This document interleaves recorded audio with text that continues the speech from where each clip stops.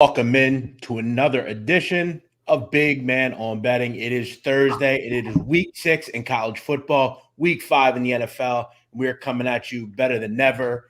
We got a lot of things to talk about today. You know what we do on this show? We get straight to the action. We get straight to the betting. As always, my producer Joe is here. Joe, what's happening? What's going on, man? What's going on? I'm doing fantastic. A little 70-degree weather. The rain finally stopped. Yeah. I thought we were in Seattle here for the last week or so I'm excited, man. I saw yesterday that at the Philadelphia International Airport, it was like 6 straight days of rain. Didn't see the sun at all. So it was a nightmare. I was at the Eagles game, stood in the rain. We had really good seats, so I didn't want to miss them, but we stood in the rain for like half of it, and I was like, this is miserable. Yeah, I usually go to every home game, but I told my boy Ryan, I'm like, I'm out. Have fun. I'm out. Yeah. Cold, it was raw, it was rough. But we are back, guys. I hope you all had a good week. I hope you guys are excited because this is a great card this week. You know, I always hate hearing that this card sucks. And it's like, well, we have football. Okay. It could be the middle of July and we have Ugats to bet on. So we're here. I urge you, if you're here watching, make sure you hit that like button. Make sure you subscribe to the Barstool Sportsbook YouTube channel. There's so much great content on here on a regular basis. You got Pick Central, you got the Pick'em podcast, you got live streams, you've got our show, you've got all these different shows that you can sink your teeth into. There's something for everybody on this channel. And on this show, we get straight into the action. Tonight, we actually have no college football. We had a college football game last night, little makeup game from last week. We got a couple of games tomorrow in college. So what we're going to do today is I'm going to start with NFL, Indianapolis, Denver. And let me ask you, have you seen the ratings for this? Is it doing well on Amazon Prime? I'm curious. I haven't seen the ratings for it. I don't know how tonight's going to do well. This is the Sicko Bowl. Both of these teams is a rough one. Are tough to watch. This is going to be an ugly, ugly game.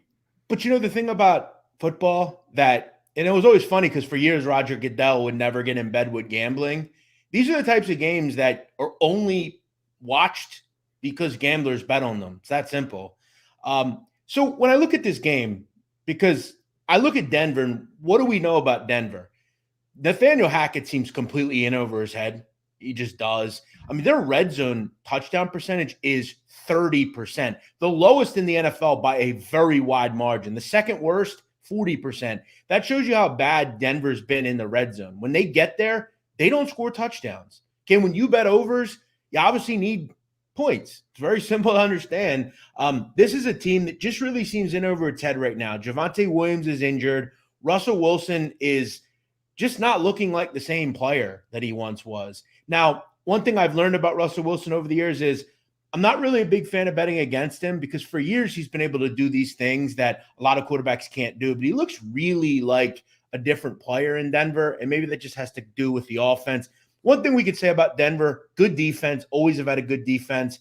But Indy, I mean, I wrote earlier this week how bad this offense is. I mean, you talk about a team that can't get out of its own way either. Matt Ryan looks 65 years old. You know, you look at really every level of this team. Jonathan Taylor doesn't look like the same player. I've seen so many fantasy people talking at how bad Jonathan Taylor's been this year. You just look at both these teams. Neither of them convert in the red zone when they have the football. And what does that mean? That's going to mean a lot of field goals. That's going to mean a lot of stupid decisions where you may not get points. There's no surprise that this number is coming down. The under is getting pummeled as far as sharp money, really every level. Everyone likes the under in this game. And why shouldn't they? You have one of the worst offenses in the league in Indianapolis. And when we look at pure numbers, as far as points per game, Indy is the worst. They're 2 points worse than everyone else in the NFL at scoring points. It really doesn't matter how many yards you throw for. If when you get to the 20-yard line, you don't punch it in. And that's the major thing here. Now, again, we've talked about Thursday games, how these players don't want to play Thursday night games. We all know that. And you do have two teams, particularly one in Indianapolis, they do play pretty fast. So the pace doesn't necessarily suit you here, but listen, I feel like anything at 42 or higher, I have some interest in an under here. I know that a lot of bettors don't want to play unders, but look, the NFL has been money in unders this year, and it's been very good on Thursday nights. I think the unders hitting 11-16 Thursday night games. So yeah, primetime in general, the unders are hitting. I jumped on under 43.5. Last I saw, I think it dropped down to 42.5, and it's probably still going to drop before kickoff tonight. The only other play I like here tonight as a little sprinkle, just a tiny little sprinkle as a little taste, is Philip Lindsay anytime and Philip Lindsay 2 touchdowns. Because you can get anytime like plus, I got it this morning at like 275. I think that's coming down. And then I got 2 touchdowns at plus 3,000 to open the day. And that number is tanking on the Barstool Sportsbook. So I love maybe a little revenge spot here for Philip Lindsay filling in for Taylor against his old team. So that's just a little sprinkle play I'm riding with. Yeah, pretty good spot. And again, Taylor either not playing or very limited, and just the overall emphasis on him is not been good. And you're right, Philip Lindsay, he's also facing his old team here, right? Played it at Denver for a long period of time. They're also going to be without Javonte Williams. So there's just a lot of things about this game that you just don't really, you're not really running to get involved. But 43.5, great job by you on getting that good CLV. I mean, CLV 43.5 and 41.5, a lot different. So and I think it's going to get as low as 40.5 before kickoff tonight. I think it's going to keep going down. Yeah, I remember. It's funny. These teams played each other a couple of years ago, and I remember betting the under in this game. I think it was 15-13 or 17-13 or something. Very low scoring game. I want to say hello to some people in here. Welcome in: Robert, White Lightning, Joe, Charnicki, Patrick, Justin, Tanner, Todd Miller, Al Green, Patrick, Harry, all you guys. Welcome in. Everybody in here, say hello. How you guys doing? Feel free to drop your comments, drop your questions. For the next, 55 minutes, we are banging out college. Okay. We're going into this college card and we're going to see where the value is.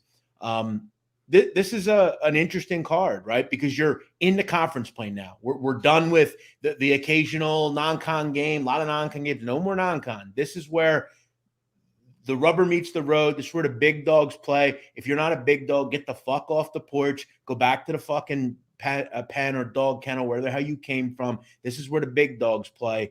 Let's get into it. Friday night. This Friday night card blows. It's bad. Blows. It's really ugly. Mean kid blows. I will say one thing though, and I don't want to go back to this goddamn team, but I see something here, and I'm asking myself. You're not going to say it, are you? Well, I'm going to say it, and here's why I'm going to say it.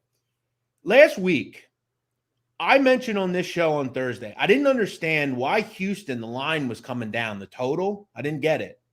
And then we would learn on Friday that Michael Pratt was out, the quarterback for Tulane, which pummeled that total a little bit. And I remember seeing early in the week, there was a lot of money coming in on the under, and it didn't make a lot of sense to me. Obviously, some people knew that Michael Pratt wasn't going to play. Now, Kai Horton played pretty well. The game didn't go over, and Houston – again, continues to just falter and not finish games.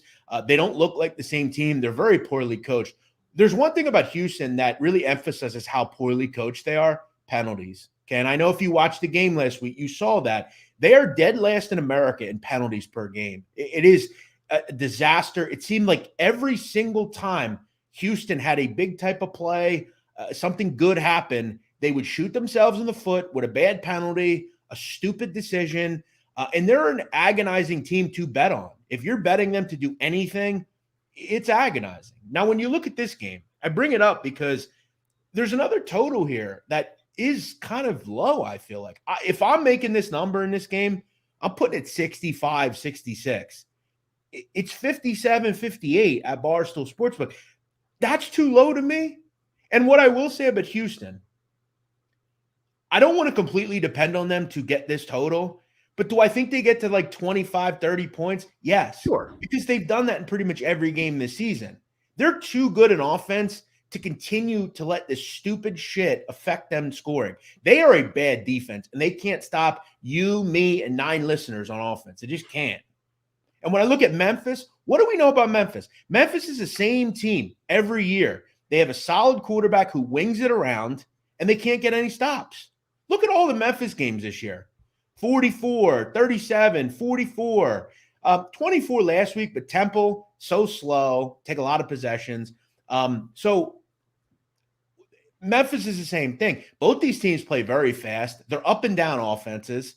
I'm looking at this and I'm saying to myself, this number is just too low to me. And when I see a number that I put at mid-60s, even closer to higher 60s, we getting a 58, To me, I'm willing to buy that. I think at worst, this is like a 34-27 type of game, something like that. I just think there's too much firepower. You have two good quarterbacks in Tune and Seth Hennigan, two teams that want to go up and down, throw it, use their weapons to their advantage. And you have two defenses that aren't very good, Joe.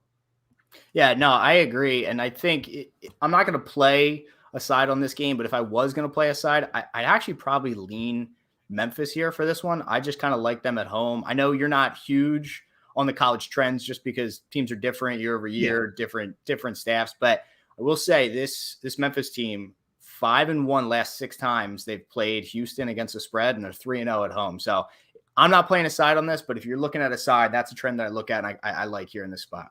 There is no legitimate reason that you can play Houston to me right now. To win a game, to cover a game, I can't do that right now.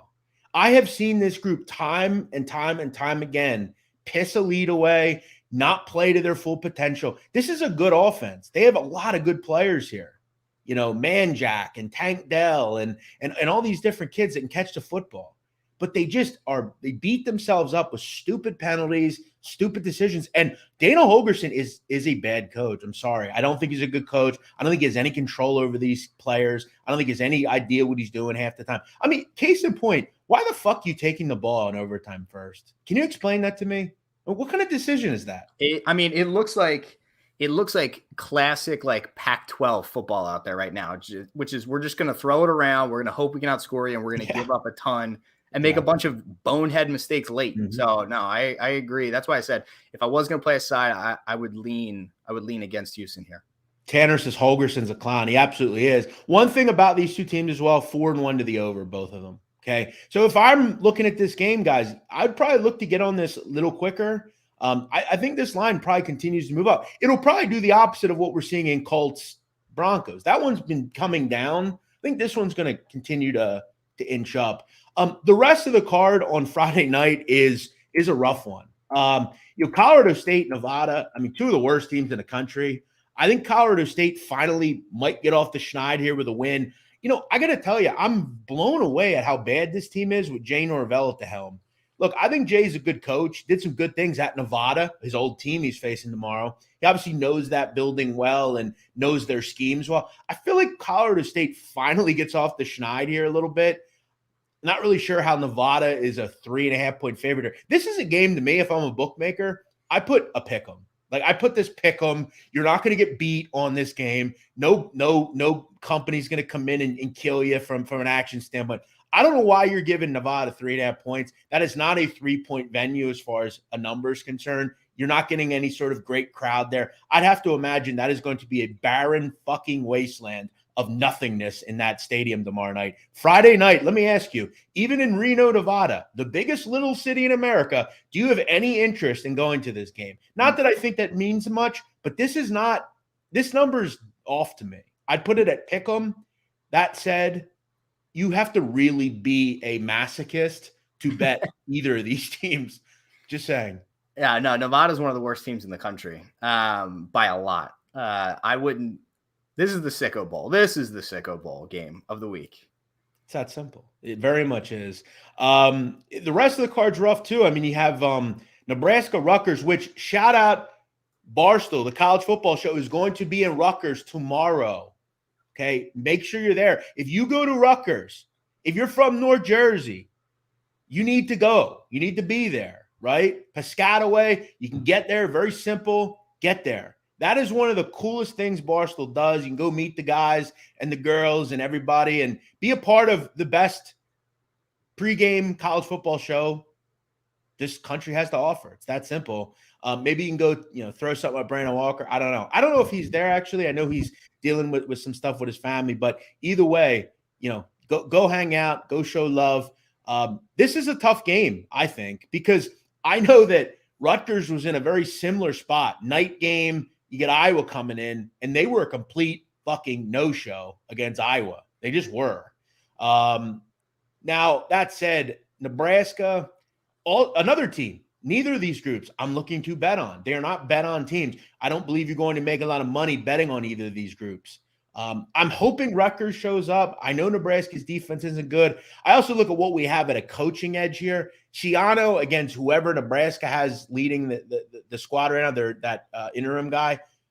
I think you have some real good things here for Rutgers, but until Rutgers put some consistency together, we see a slightly better team, but they're still not good. And again, Toilet Bowl City here. Shout out Jackie Jr., who did go to Rutgers and did rob a benefit concert when Jewel played there, if we remember. Total scumbag Jackie Jr. was. He did go to Rutgers, though. Yeah, no, I think this game's a tough one only because we know what Nebraska is. And that's just a bad team. Team. They obviously weren't well coached. They got rid of Scott Foster. They didn't get any better. But the issue is that I have no clue what Rutgers is. So I could see Rutgers winning this outright. I could see Rutgers losing this by 20. No idea right now what Rutgers is. The only thing I will say that makes me want to lean Rutgers is, one, if I was going to, I'm looking for the hook. I'm trying to get this at 3.5 because I could definitely see them losing by a field goal late. But two, right now, last time I checked, like 80% of the money right now is on Nebraska, which is insane to me that there's that much cash on Nebraska right now, which would make me also lean to think Rutgers is the play here. Both these games that we just discussed are shit shows. You shouldn't be wagering on them. There's no legitimate reason to back any of these teams. The most exciting part of this game is going to be the Barstool College show before the game. That's going to be the best part of this entire game. Right. So let's stop wasting time on this Friday card because it just isn't good. If I'm going to play anything, it's Memphis, Houston over the number, which I'm probably going to get involved with. I think I have to. It's just, to me, too low. What we're going to do is let's focus on the Saturday card. And what I want you guys to do is drop questions. I see a couple questions right out of the gate. Let me just pop off here a couple of these. Purdue, Maryland, can't decide. I like Purdue. Aiden O'Connell's back. Purdue is still, to me, a bet-on team. I think this offense is really good.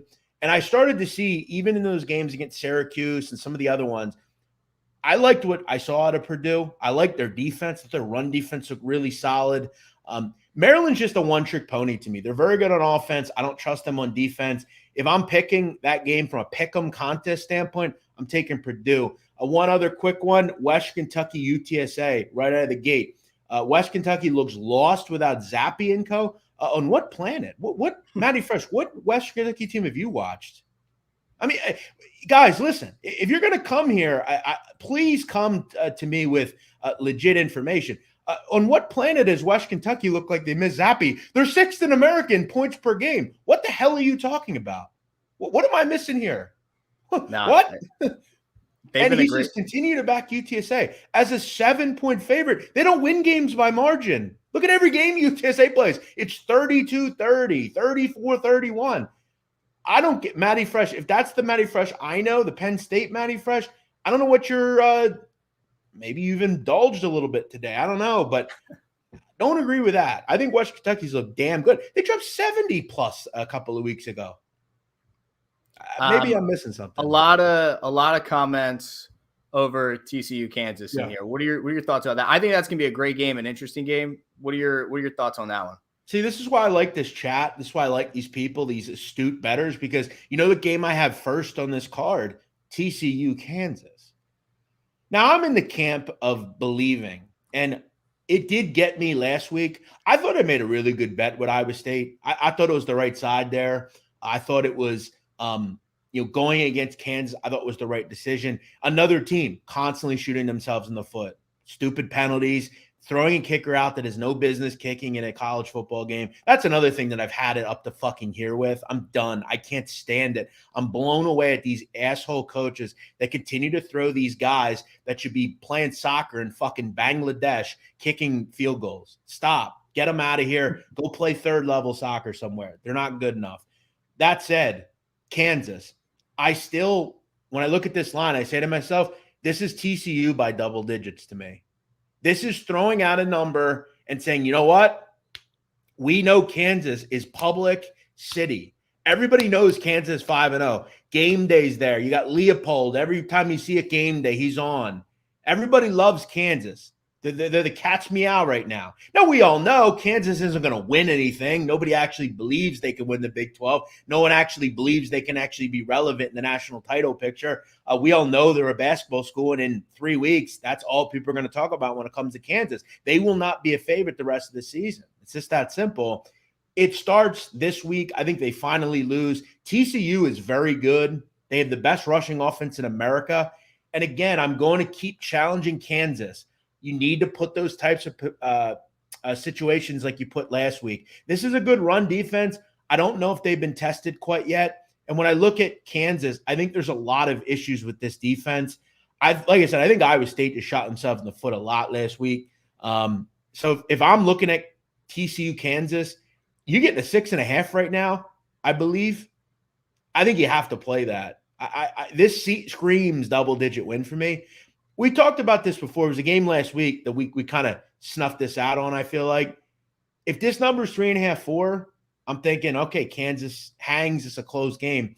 But I feel like this is one of those public city, all the people are going to bet Kansas, and they're going to be let down because this game's going to be 41-27. Yeah, and I think TCU, too, probably the most underrated team in that conference right now. Everybody's talking about how good the conference is, top to bottom, but I feel like TCU is not getting enough love for how good they've been. And I will say this, once again, TCU, 3-0 against the spread in their last 3 games. So they're coming in and they're covering a spread. So I agree with you. I thought your take last week was wild about Kansas possibly not winning any more games out, but I think you might be right, because if they lose this one, the road only gets harder for them here out for the rest of the season. So I'm with you on TCU for this one. Yeah, that's my opinion. Will I get there on this game? I'm not sure. I think we have some time to play around with it a little bit, because I don't think it's going to go back to 7. I think, and it might, and if it does, I think that only, probably that'll only benefit us. Devin Walsh is Nadu crew. Thank you, Devin Walsh. Welcome in, my friend. James Stacy, I've not seen BMOC for days, weeks, and months on a rant. Man's got passion. James Stacy, I hope you're well, my friend. I remember you from years ago. You've been around. Someone says, is Nadu wearing a wig? No, come on. You guys know that by now. No wig here. I get my hair cut once a week. And someone said Nadu's hands are smaller than first graders. Maybe, but my dick is huge, so it's all right. Remember that. Plenty all right, balls let's on keep the search. Well, listen, the search is a search. It wasn't. It's going to be very difficult to actually ever find. Tennessee LSU. It's a terrifying game. No, you know what this game is? It screams last week with UCLA Washington. We came on here and told you UCLA is the play. They're just better than Washington. They're at home. They're a veteran team. And what do we see again? UCLA is actually in the same position this week, but this game is the same thing. I like Tennessee. I like Washington. I think they're a good offense. I like Penix. I like what they do. I like Tennessee. I like what Hendon Hooker does. I think that offense is really good. But what do we know about Tennessee? They can't fucking stop anybody. And now you got to go on the road into a very difficult place to play. I don't put a lot of stock a lot of the time into these atmospheres, because all teams play in tough atmospheres. But these are the types, these SEC spots, that are just something different, man. I've never been to any of these places. Someday I hope to get there. And if you live in these areas, you're living in heaven, and I'm sure you know that. The Death Valley, is that what they call this place? Death Valley is a tough place to play. Yeah, even at noon, like we have I'd like LSU, man. I've been saying it since they lost that Florida State game, which I had Florida State. This team has only won since then. Their defense looks really good. I think Tennessee really struggles with Butte in this game. I think he has a big game here. I think Jaden Daniels bothers Tennessee on the run a little bit. And I think this is where that Tennessee defense that we don't really trust completely, I think this is where it comes back to really hurt this group. I think it's probably a higher scoring game. I mean, I think LSU will move the ball, and I think Tennessee's good enough to still move the ball. But if you're going to give me a field goal in this kind of game, I'm always going to buy a home dog in this spot. And, people always remember the stuff that really hasn't been there. Like, people always still remember with LSU that they were down in that Florida State game, and we really haven't heard much about LSU, but they've been playing really well, and I think they're a buy-on team right now. I have some interest in LSU in this game. What'd you think about this one? Yeah, I mean, earlier today it was +3.5. It's already back down to +2.5. So that says that a lot of where this line's going to go and continue to go. I think Hendon Hooker is really, really good. I think Tennessee is really, really good. I think this is just a tough spot for them. It has nothing more to do with anything besides that. They have Alabama coming up soon. That's going to be a huge game. I think they have a chance to beat Alabama this year. I'm not saying they're looking past LSU to look at Alabama. This is just an extremely tough place to play and a tough spot to get it in your season, in your schedule. So I like LSU money line on this one. I think that they're going to come out and they're going to win outright. I think Tennessee is going to have a really hard time moving the ball against this LSU defense. Yeah, I mean, look, you look at the last 5 home games for LSU, 4-1 against the spread. So like they're good in this building. This is a great spot for them as a dog. Listen, you have people saying Tennessee's overrated. I'm not saying that. I think I like Tennessee. I just think, as you said, I think this is a tough spot for them here. Early start. This is going to be a really competitive, great football game. Sam Lauderdale says Boutet's a fraud, tons of talent, but first son of adversity, he turtles. The thing is, though, I don't know that he has a ton of adversity in this game. They're 4 or 5 games into the season. I feel like he started to develop a better kind of rapport with Daniels. And I think he has a big involvement in this game. He's a really good player, and I think he kind of eats against a bad Tennessee defense. And I think if you're a Tennessee fan, I don't think there's a way you can hide from that. I just don't. Look at that game against Florida. I mean, was it ever really – I mean, they never really pulled away in the game because they can't stop anybody. That's a continued issue. Devin Walsh says, you guys both sound smart and can talk gambling, but some feedback. You need to make it more entertaining. Where are the jokes? None of us come in here, Devin Walsh, and say we're comedians. We are a different show. We come in here to provide knowledge. I don't gamble for fun, Devin Walsh. I gamble to make money, okay? It's that simple. I don't make any bones about who I am. I am a stone-cold info guy. I have a good time. I try to tell it in a fun manner. We have a good time with these shows, and we evolve the audience. That's what this show is. That's what I do. I wasn't brought to Barstool because I'm a comedian. Okay, I'm at Barstool because I'm an interesting character and I do interesting different things. Okay, the sit down. Is the sit down the most entertaining podcast on the history of the earth? No, but there's a huge market for people that love crime. And sometimes you can't just make shit funny. The murders are not funny. Gambling to me, I don't think it's funny. We're not here for jokes. We're here to make money and try to cash. This is my money. I'll be damned if I come here and joke around with that. So also subscribe and rate, sit down. Yes, please. Thank you. Which is doing well. Thank you to Barstool Chief. Go check out the episode this week on Johnny Roselli. Okay. Let's keep moving because I want to get to as many games as possible. I want to throw one thing in on Tennessee, Missouri, or not Tennessee, but Florida, Missouri. I'm sorry. This is an 11-point number. I don't think anyone wants to get in bed with Florida. I kind of do. I think Missouri blows. And I think last week people are going to see, oh, Missouri, they hung around with Georgia. They should have won the game. Here's the problem. They didn't. Even though they were up big, they didn't win the game. This is Oregon State, USC. You know what happened to Oregon State last week? They got fucking rolled. I think Florida puts the best offensive performance of the year together this week, and I think they batter Missouri. Missouri sucks. Yeah, everybody's going to be high on everything that happened with Georgia, but I mean Georgia also struggled defensively against Kent State, so it's not saying a ton just because Missouri was able to hang around with Georgia for 1 week. Right, exactly.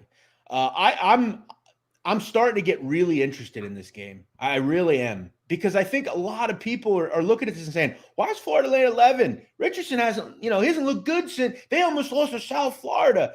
This is a great spot for Florida to really let their hair down and I think pull away and win by 2+ touchdowns. 41-21. I think this is a really underrated spot on a card that I don't think is going to get a lot of attracted money to it. I'm also going to say this. What was I going to say? I forget now. Someone says, oh, that was what I want to say. Thursday night. Yes, we did talk Thursday night. Joe took the under 43.5. As long as it's above 42, I would lean under as well in this game, to be honest. All right, let's get into some other ones here. Utah, UCLA, another game we just kind of talked about, right? Why is UCLA not getting any love? Are they ever going to get love? I mean, it doesn't seem like anyone wants to give this team any love. Why? I don't know. And plus 3.5 at home. If you're going to give me a field goal and a little hook on top, I'm going to take it, especially with what they did last week. That was a good call out by you. I think you were all over UCLA last week, saying that you liked them not only against the spread, but also liked them outright as well. I agree with you. It's crazy that they're not getting any love, especially for a Utah team that I think is, I mean, when I look at them, I think they're underachieving. I would have thought that they were going to be right there in the playoff mix. And I think now with everything that's going on in that conference, they have an uphill battle. I mean, they're not going to be there hanging around with USC. I think. And USC guess who they play next week? Who they got next week? USC. Yeah, exactly. So you're talking about a lookover spot here. Right. Yeah, very much so. And UCLA, again, very good offense, good, solid senior quarterback. By the way, when we're talking about UCLA, did they ever play on the road? I don't think they played on the road once this year. They're at home every week. Again, another game at home here where they're getting a field goal and a hook. I like Utah, like their offense. They don't blow me away. They just don't. They lost Brant Kuth, I believe, the tight end. I'm another spot where I'm looking at a 3.5 point dog at home and saying, why are they not getting any respect here? I don't get it. By the way, speaking of 3 points, UTEP, why were they only a 3-point favorite last week against Charlotte? Charlotte sucks. They suck. That team is awful. Just saying. Someone says Nadu's built like a French bulldog. I'm good with that. I love bulldogs. I'm totally good with that. And it's, bulldog. What was wrong with being a bulldog? Bulldog's a tough little dog. I'm good with that. I love bulldogs. Let me pepper you with a couple games here. Yeah. Arkansas, Mississippi State minus 9.5. Tough game. I don't know what KJ Jefferson's status is. My thought is he doesn't play because, again, right now with concussions and head stuff, I think you're going to be a little bit more tentative on letting kids play. That line's telling me he ain't playing. So to me, it's an avoid. I also will say, like, Mississippi State, I like, but I'm not a big fan of these teams that just do one thing offensively. I need a balanced attack. I need you to be able to run the ball and that sort of thing. Mississippi State can. Obviously I can't get involved without the news on KJ. How about this one? This is a game that, I don't know, the line's weird to me. I think both teams just stink. Wisconsin minus 10 at Northwestern. That to me just seems, and I don't like Northwestern, and I'm not going to bet them because I just can't put my money on a Northwestern team. But 10 seems like a lot versus a Wisconsin team that's struggling this year. Yeah, but they made a coaching change. And, again, that didn't work out when it came to Nebraska, did it? But generally, teams kind of bounce back. I mean, you're right. But Northwestern, this is a team that lost to Southern Illinois. This is a team that just can't score. Here's what I would do in this game, and this is the only thing I would do in this game. What is one thing we know that we can always expect with Wisconsin? They're going to be good defensively. They're play defense. And who's their coach now? Jim Leonard, who is a defensive legend at Wisconsin. Everybody knows it. I think they come out like a chicken with their head cut off and blow Northwestern out. But I know one thing. I think this reminds me of Nevada, Iowa. I don't think Northwestern can move the ball at all. I just don't. I think they really struggle here. I want to talk about, someone asked about UTEP this week. Would you go back to the well as a dog this week? This is where, guys, again, I think you get into trouble if you continuously keep betting on teams and not recognizing when you should maybe get off the wagon a little bit. This is a spot that concerns me, and I'll tell you why. They beat Charlotte. They covered the number. Everything was good. Salud, UTEP. But you know what they did in that game, Joe? They didn't play good defense. They got really, I thought, kind of showed and out that this group's just not very good defensively. And you know who you play this week? La Tech, a team that's going to throw. La Tech is getting all the money so far. Rust and weird things happen, but La Tech can move the ball.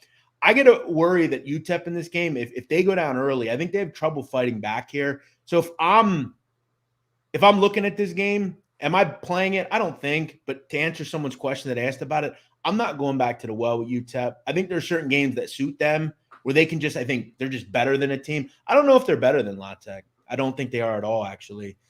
Northern Illinois, Toledo. I'm going to talk about another small game. Maction. The under looks really interesting here. I like Toledo. Okay. Obviously, one of the only losses I've had this year. I have 4 losses on the year. This was one of them. Toledo against Ohio State. Ohio State I think they're still scoring against Toledo. Well, they win 78-13 or something. They kicked the shit out of them. Yeah. But now Toledo's into their conference schedule. Northern Illinois has major issues right now. Bad defense. Quarterback's been in and out.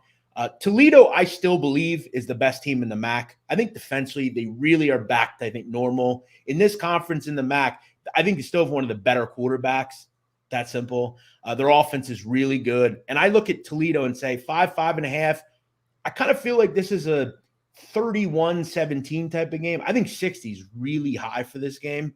I'm looking towards an under in this one, but it's just one that I wanted to point out because I think we saw Toledo in like the out of conference, San Diego State and Ohio State and all these teams, but now they're on even footing here. They're back in the conference that they were the best offense and best defense last year in this conference.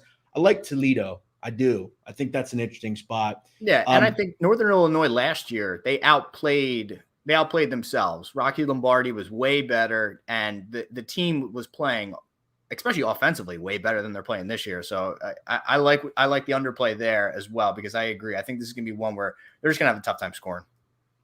Absolutely. JS says, I've been here since SBR. I love the mob, but thank you, man. I appreciate that. That was a long time ago. Thank you for being here. Max Schmeling says 4 losses on the year. Yeah. I mean, it's documented, Max. I mean, if you want to go read all the blogs and add it up, you're welcome to it. But hey, thanks for being here, Max. Julian, what's happening? Lord Saxley, what's up? A lot of people are asking about BYU Notre Dame. Interesting. I'm just going to say it. Interesting. I like the over in this game. I'm not really understanding why it's 51. I mean, keep in mind it was open 48.5. It's been bet up and bet up and bet up. I'm looking at this game and asking, like, where do we see, like, where am I missing this that you're not? Like, did anyone look at BYU last week and see a good defense? Because I didn't. I mean, no. Utah State did whatever they wanted. Notre Dame's off a bye. I mean, we know they can move the ball. I mean, I think these teams kind of go back and forth. And I also will say, I've talked before about public dogs. Brigham Young's going to be a big public dog. I mean, they just are. I mean, you don't got to worry about weather. This is in that, Raiders Stadium, Legion Stadium. I think these teams kind of go up and down. I like Jaron Hall a lot at quarterback. You know, do I love Notre Dame's quarterback situation? No, but I like pieces that they have, and they're starting to get some consistency there. You know, this number's only going up, and I think it kind of keeps going up. I like the over in this game. Interesting. Yeah, I'm leaning BYU here. I think Notre Dame comes back to earth a little bit with their recent success, and I think their offense struggles again here. And I just think BYU does enough to just either win this outright or definitely keep it within a field goal. Yeah, I think that's a lot of people's sentiment. I really do. And I think when you're giving a team a little time to prepare against a team that really didn't have time to prepare and they had to play last week. Now, granted, Brigham Young did play, I think, Thursday night. So they have a couple of days extra. But I kind of thought this was like a 31-24 type of game. I thought even at 51, I thought it was a little too low to me. So that would be kind of my thought there. I want to talk about Army Wake. Do you remember this game last year? Yes. I think it was the highest scoring game of the season. Yes. It was 70-56. So how do we play it this year? So we know that Wake is up and down. Sam Hartman's great. You could tab them for 40 points a game. That's what Wake does. Now, recently they played some tougher comp, and it's not been as good. Clemson, Florida State. But now you're back to you're looking at a non-con game. You're not playing a team in conference. You got to go play a team in Army that's hard to prepare for, right? Especially in the middle of the year. All they do is run. It's a tough cap, right? But I've said before, Army can't stop any team with a pulse on offense. Any team that can throw the ball, they really struggle with. They just do. Now, I'm a little concerned because Army only had 14 points last week, but I'm willing to chalk it up. When I rewatched what kind of went on in the game, it was just kind of one of those games for Army. You know, the option didn't work as effectively. I thought Georgia State had a pretty good game plan. They seemed up for the game. Do I think this is 70-56? No, I don't. But I'll continue to kind of rein in on the fact that Wake should probably 40 it up here, maybe more. Easy. Yeah, I feel like the Army can get mid to high 20s.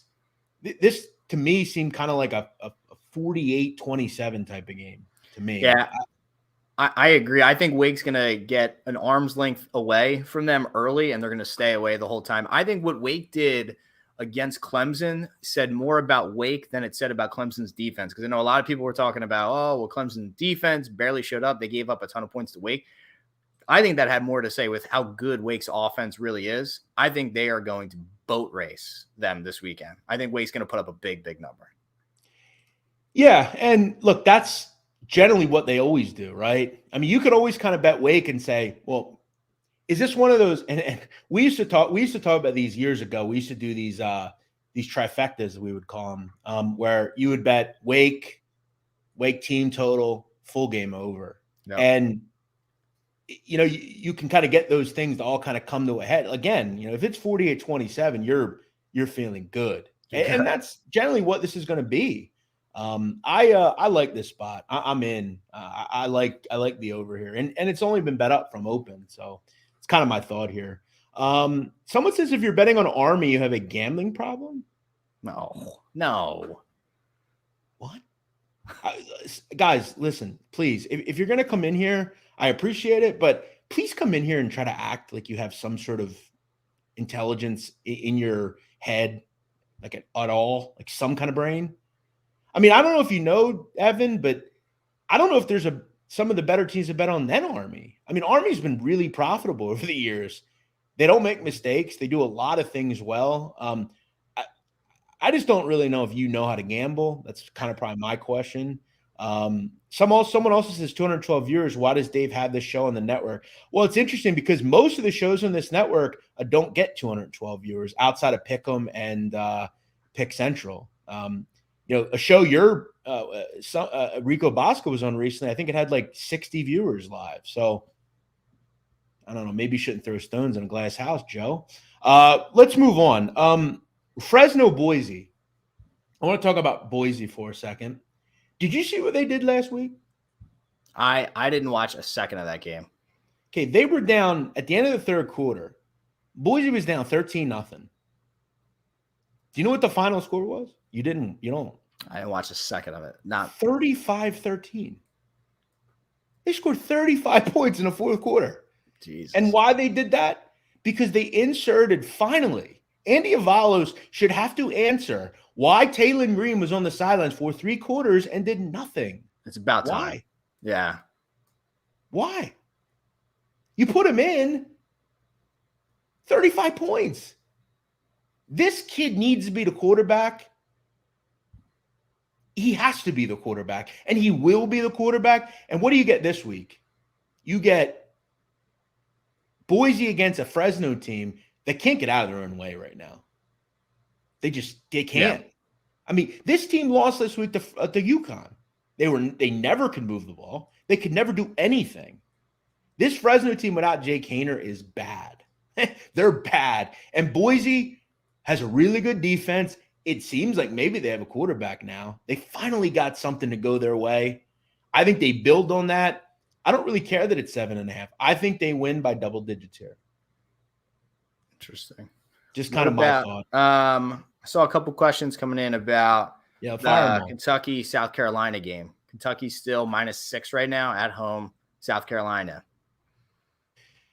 Yeah, from what I understand, no Will Levis in this game, or game time decision. Which, whenever you hear game time decision, you always generally think of the worst, right? When I hear a game time decision, I'm always just kind of assuming that they're not going to play. Or I'm just going to look elsewhere. And that's kind of my thought here as well. It's a lot like the Mississippi State-Arkansas game. South Carolina, I really don't ever know what I'm going to get.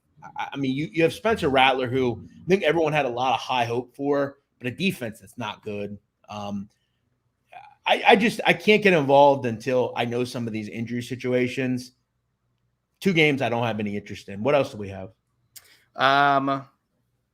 Kansas State, Iowa State. Yeah, Right now, that's Kansas a State game. -1 right now, I believe, is still. It was 2 an hour ago. I like Iowa State. I'm willing to go back to the well with them here if I'm looking at this one.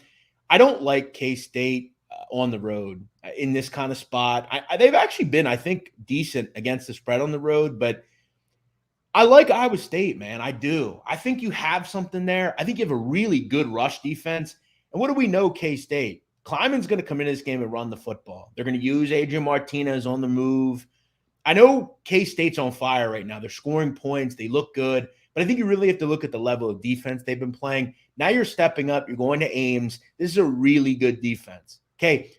What did I hear last week, guys? All Clemson, all we heard was Kansas is an awesome offense. They're so great. You know what Iowa State did last week? Defense did the job, held them to 14 points. And you know what? One of them was a really bad situation where Iowa State threw an interception where Kansas got the ball in the red zone. Their defense still only gave up 14 points. This defense is legit. I didn't love what I saw at 100 Deckers last week, but I still feel like this is an offense that I want to buy. I think this is a good spot for Iowa State at home. I think they win this game. I really do. That was my thought. And maybe I'm a little stubborn with Iowa State, but I'm willing to believe that a lot of the time, coaching, culture, the team, the defense, what you have, it's just enough for me. What about Texas? Texas, Oklahoma, obviously one of the best rivalries ever. It's going away for a bit after this year, but Texas -7, they get their guy back. What are you thinking here? What do you like? Well, listen, generally when I see Red River shootouts, I think to myself, I'm just going to probably, if I have a thought, it's high scoring. Yep. Oklahoma is Oklahoma. They're the same team as every year. They don't stop anybody and they score. Now, the problem you have this year is Dylan Gabriel, right? Dylan Gabriel has, injury issues. Texas gets their guy back. This is a different level Texas team to me. I would look at Texas team total over. It's just that simple. I trust that offense. I trust the weapons they have. I love their quarterback situation either way. You're going to have viewers this week. And that's a bad defense. That's a defense that Will Venables, I think, is kind of just saying, you know what? This is probably not going to be fixed this year. This is going to take a year or two to do. And, he's going to deal with the fallout from that. It's not his fault. Not a lot of these guys are his people. But if I'm looking at Texas, this is where I think they really shine offensively. I need to know what's obviously going on with Oklahoma from a quarterback standpoint. What do we have info on Mr. Gabriel? What's from my understanding? He's good to go. He is. But didn't he come out of the game last week? Yeah, but I think he's kind of like on the same track as Bryce Young, where it sounds like he's playing, he's practicing. Well, that's something to keep in mind either way. Either way, it doesn't really affect the play I like here because I don't care about Oklahoma's offense. They can do whatever they want. And I actually hope he does play because that means quicker possessions likely. So I'm going to look at Texas. I really like their offense. Really like their offense. A lot of people asking about Tulane, East Carolina. Liked East Carolina last week. I thought South Florida was in a really bad spot, and they ended up getting blown out. Tulane has been the weird quagmire of the season to me. They've been very difficult to figure out because I thought after last week, I thought we'd see a struggle from Tulane because they're finally stepping up and playing that high-level offense. But I thought they did a really good job. And they're simple, just matchups. I thought they're really good on defense. They're well-coached, Tulane. That's the thing about Tulane. They're very well-coached. But one thing about ECU that I have worries about here, their running back room is real beat up. Keaton Mitchell is out. Rajay Harris is out for the year. And then you look at on the Tulane side, Kai Horton, third-string quarterback, won the game last week, which makes it even more embarrassing for Houston. He might be playing tonight, but Michael Pratt might also be back. So I didn't really like this game, to be honest. I didn't think there was much value on it. I don't really have a read on either team right now. What about we got Bama, A&M, obviously some bad blood there between the coaches, Saban and Fisher there. And then it sounds like Bryce Young's playing. It sounds like he's practicing so far this week. Bama -23.5 at home. Well, listen, about bad blood. I mean, all due respect, Jimbo Fisher can't hold Nick Saban's jockstrap. I mean, give me a break. Jimbo Fisher should be in federal prison. I mean, he's a scumbag. That guy has done more scummy things over the years. His obsession with football sickens me. He is willing to forgive some really awful shit to win football games. It's pathetic to me. Shame on him. I think he's everything wrong with college football. And look, maybe we could say certain things about Nick Saban as well, but Nick Saban is a terrific coach. Nick Saban is the best of the best, and Alabama is one of the best of the best. Max Johnson, Texas A&M quarterback situation is a mess. And look, can Texas A&M's defense keep them in a game like this? I guess, but it probably won't either. I mean, Alabama's on a different level than really anything they'll see or will see all season. I'll admit I was impressed, but my impress is starting to wane against Texas A&M because what are we learning about Miami? They're not really that good. So holding them and Tyler Van Dyke in close wasn't anything special. I think this is where they probably get sunned a little bit. I lean Alabama here. Yeah, I think Saban's had this marked on his calendar since last year when they lost that game. I think Saban's going to run up the score on this game. I think he's going to make it as ugly as possible. These two guys just fucking hate each other. Yeah, and remember before the season, all that, that's where you're talking about bad blood. Yeah, I couldn't agree more. I want to say two things. I want to talk about one or two more games of college, quickly touch on the NFL. We'll do about 10, 15 minutes in the NFL. Somebody's asking, touch on UMass Liberty, please. I need help. No, I will not touch on that game. Because look, to be honest, bro, like, I don't think I have to tell you that you shouldn't be betting on UMass ever. I just want to continue to say this, guys. UMass's quarterbacks have under a 40% completion percentage. Think about that. That's insane. You can accidentally throw for 45%. Listen, I'm 5'8", Joe. Okay. I'm, 210 pounds at this point, which I'm proud of. Fuck all of you if you don't agree with it. There you go. I mean this. If you set me out against a bottom 10 defense in college football, I might be saying something nutty right now. I'm in belief that I could hit 4 out of 10 passes. Okay. I mean, I am. If I have an offensive line, I'm in belief. Now, most of them may get batted down at the line of scrimmage, but the most unathletic person on earth could probably do. I mean, that is so bad that 4 out of 10. How? How are you? And this isn't just one quarterback, Joe. This is like 3 quarterbacks that can't maintain a 40% completion percentage. Yeah, crazy. It's going to be tough to keep up with Liberty on that one. Sorry. All right. Let's do one more. We have one random game. One more. What do you want to do? One more. I'll give you my best bet of the weekend. Do it. Well, I'll do mine as well. Go ahead. Buffalo at Bowling Green. Shout out John Rich. Over 54.5. Both of these defenses are absolutely terrible. Both of them are giving up over 400 yards a game. Bowling Green's giving up nearly 500 yards a game. I think both of these teams get up and down the field. To me, this is easily 30-27. I don't care which way you're going, but I think this goes way over 54.5. That's my best bet of the weekend. I think both quarterbacks, McDonald and Snyder, both put up a ton of yards and a ton of points. Yeah, this is one of those games where it's like, why is this total so low? It's almost scary how good I feel about this number. I look back to when Bowling Green, didn't they give up like 59 to like Eastern Kentucky, I think? Yeah. It was just a disaster. Yeah. Ugly. For me, let me go through a couple here. I told you guys last week, UTEP was the one I was going to throw out. This week, I'm going to go with Boise. I think Boise really looked great in the fourth quarter. And I'll keep saying, I go back to that Boise game against New Mexico. I mean, that defense looked incredible. I mean, they weren't even allowing first downs. They were just impressive, man. I think Fresno's in a bad way without Jake Haener. I'm leaning on Boise in this football game. I really am. All right. Let's talk a little NFL, shall we? What caught your eye early on in this card? Yeah, no, the card this weekend, it's gonna be an interesting one. Obviously, the game tonight stinks out loud. I love Packers minus, I think it's at 7.5 right now. I think they're going to kick the shit out of the Giants at home. I think that's going to be one of those games that I'm going to play this all the way up to minus 9.5. I think this is a double-digit win for them. I don't think Daniel Jones is going to be able to keep up at all. And I think this is just one of those matchups where the Packers just roll. So for me, that's the first one that when I saw that line, I couldn't jump over fast enough.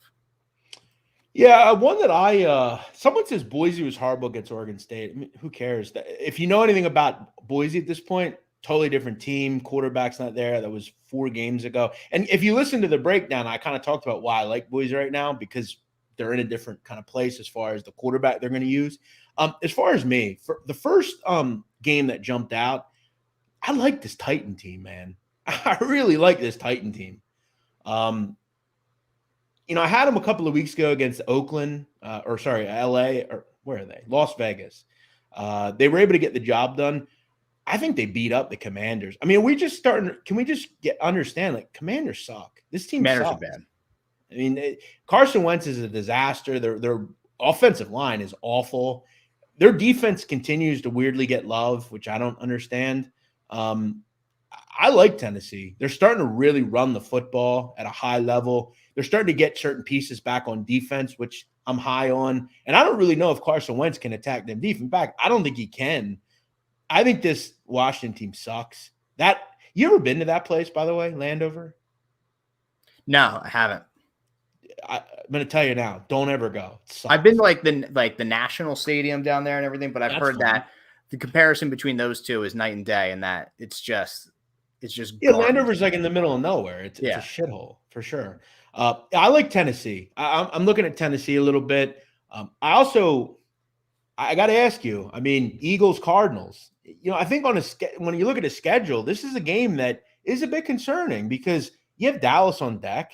You're coming off a weird weather game last week where you found a way to win in a weird situation. But Kyler Murray, I know he can't read defenses a lot of the time. And this is, I think, going to be a real big game for John Gannon again, because this is a different, a big lunch, a different type of offense. And it's on the road. It's out on the West Coast. It's a weird start time for them. They don't usually play at 4 o'clock. Eagles are going to lose at some point, man.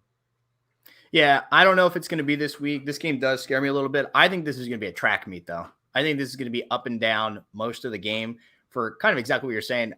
Gannon's done a great job outside of week 1. He's done a pretty good job. I think he's going to have a hard time containing Kyler, and I think that's going to be a big, big game changer for him and his play calling. I just think there's going to be a shit ton of points in this. I think this is like we're talking a race to 35 is going to win this game. I just think it's going to be up and down all game. Yeah, I don't disagree. I mean, Arizona's had one of the faster tempos in the league the last couple of years. Eagles obviously can score in a multitude of different ways. I kind of look at it and just say I kind of like the over or team total over for the Eagles. And I feel like they're going to move the football. Someone says, what was for lunch? I got a couple. I usually on Thursday or Friday, I usually get some bacon, egg, and cheese, on the wheat bread. No, I don't eat it like the terrible kind of bacon, egg, and cheese. I get wheat bread and, try to get the turkey bacon, but, get a little soup as well, a little chicken noodle, which I'm a fan of. I don't eat McDonald's, Noah. Noah, you're completely wrong. It seems on everything you say. It's kind of crazy. If you read recently, I wouldn't eat McDonald's. If you hit me 2,000 right now, I wouldn't eat McDonald's ever. So, do I think the Jags are for real? No, I don't. I think the Jags got exploited last week. We all saw that.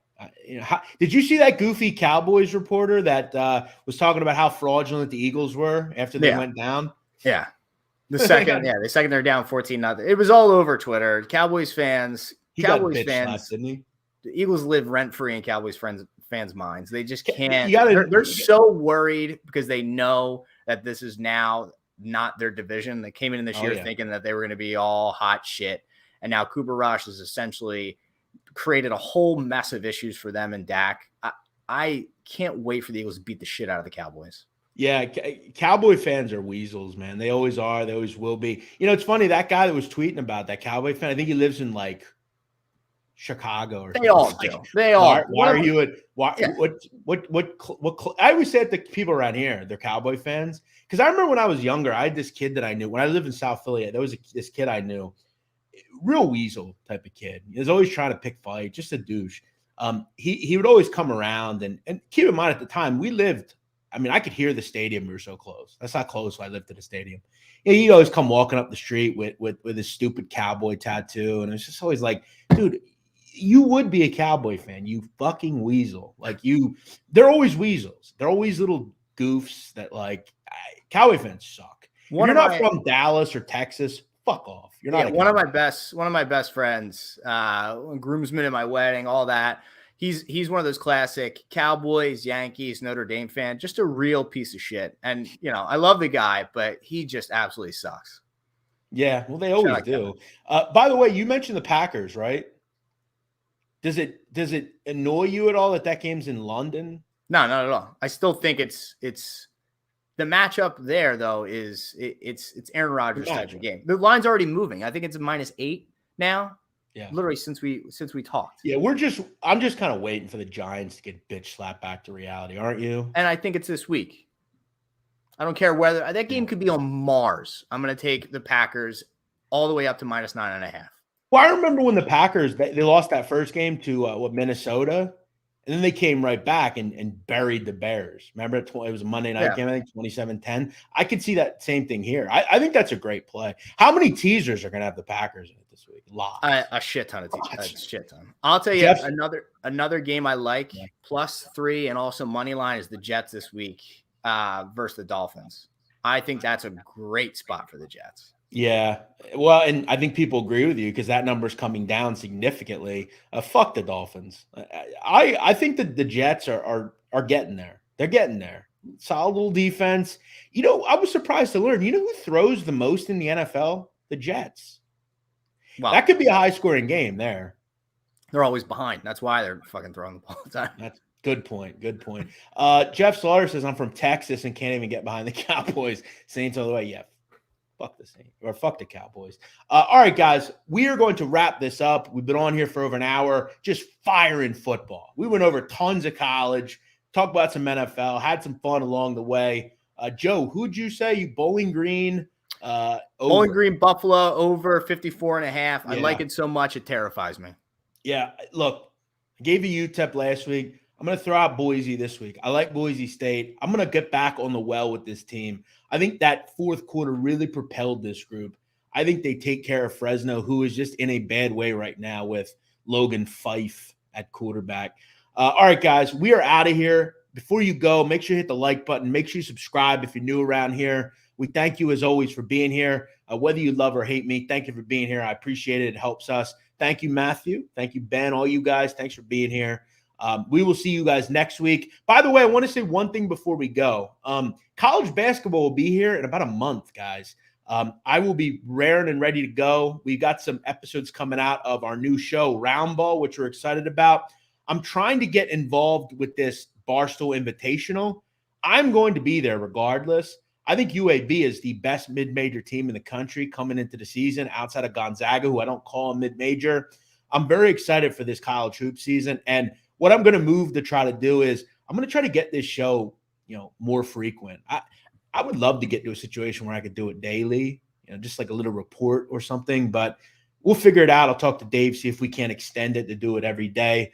But that's coming up as well. A lot of cool things. So we'll be back here next Thursday, same time, same place, 4:00 Eastern here on the Barstool Sportsbook YouTube. Go check out the Sit Down, a Crime History podcast as well.